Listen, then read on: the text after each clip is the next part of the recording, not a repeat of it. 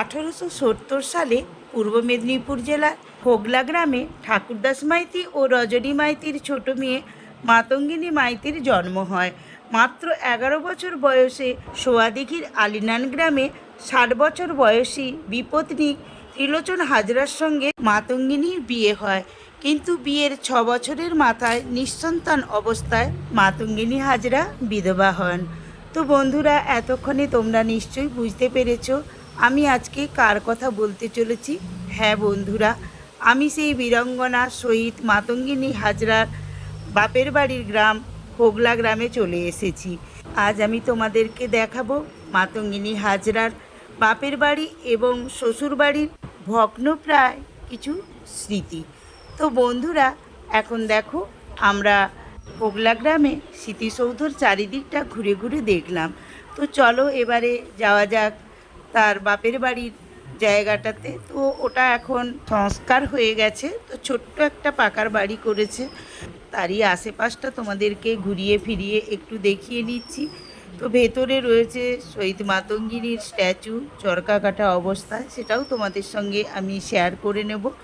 তো বন্ধুরা, আমি হাসি খুশি মিঠুদি আজকে তোমাদেরকে নিয়ে চলে এলাম সেই বীরাঙ্গনা পুণ্য মাটিতে। বীরাঙ্গনা মাতঙ্গিনী নিঃসন্তান অবস্থায় বিধবা হওয়ার পরে দেশমাতৃকার কাজে নিজেকে সমর্পণ করে দিয়েছিলেন। তো বন্ধুরা দেখো, বীরাঙ্গনার চরকা কাটা স্মৃতিফলক এখানে করা রয়েছে। তো সেটাই তোমাদের সঙ্গে আমি শেয়ার করে নিলাম। তো এবারে কথা বলতে বলতে আমরা আবারও চলে যাব বীরাঙ্গনার শ্বশুর বাড়িতে। ওখানে গিয়ে দেখে নেব পুরনো বাড়ি। তো আমরা আবার গাড়িতে উঠে পড়েছি, এবারে চলে এলাম আলিনান গ্রামে।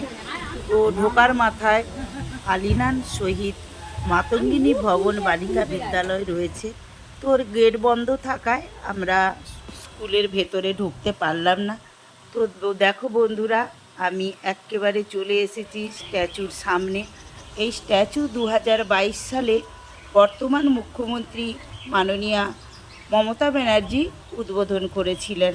আর এই যে সংরক্ষণশালা রয়েছে, তো এর ভেতরে ঢোকার জন্যে আমরা একজনকে বললাম যে ঢোকা যাবে কি না। উনি বললেন যে হ্যাঁ ঢোকা যাবে।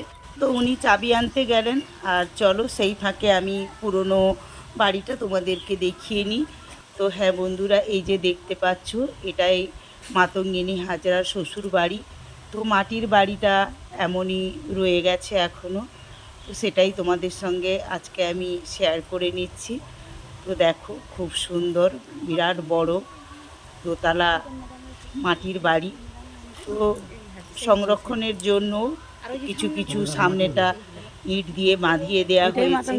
তো ভেতরে একটু জায়গাও রয়েছে, আমরা দরজার ফাঁক দিয়ে দেখলাম।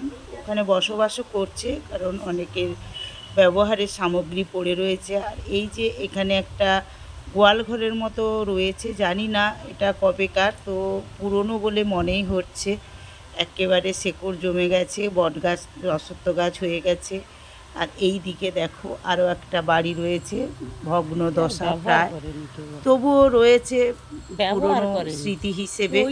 সেগুলোই তোমাদেরকে আমি আজকে দেখানোর চেষ্টা করছি। তো আমার ভীষণ ভালো লাগে এইসব পুরনো জিনিস দেখতে, তাই এখানে আমি অনেক দিন আসবো করে আজকে চলেই এলাম। তো দেখো সংরক্ষণশালা চাবি খুলে দিয়েছে, তো আমরা সবাই মিলে ওখানে ঢুকছি। তো এটাও মাননীয় মুখ্যমন্ত্রী তত্ত্বাবধানে তৈরি হয়েছে।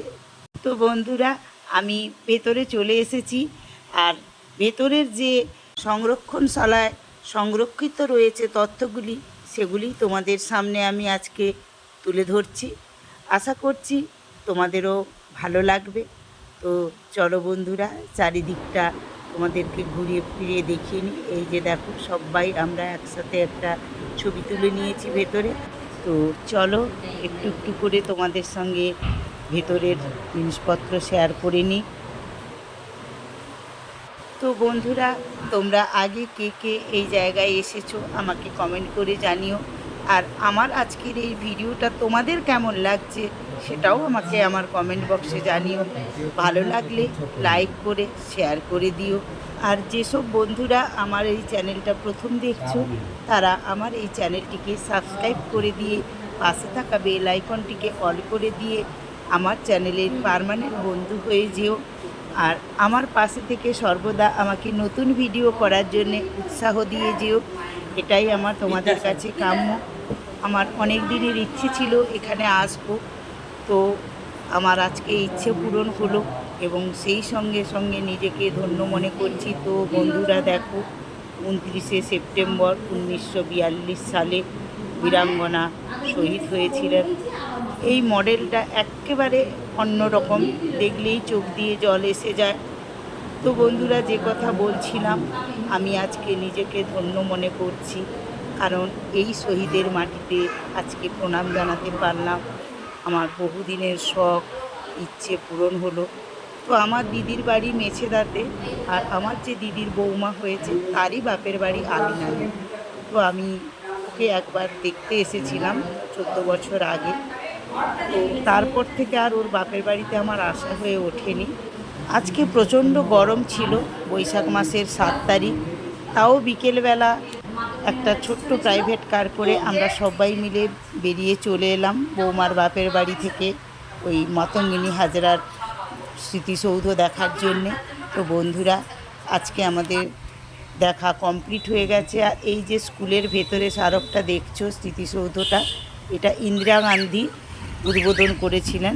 সেটার ছবি আমি তোমাদেরকে এই এতে দিয়েছি, দেখে নিও। তো বন্ধুরা, আজকের মতো আমি আমার ভিডিওটা এখানেই শেষ করছি, কিছু সংরক্ষণশালার ছবি দিয়ে।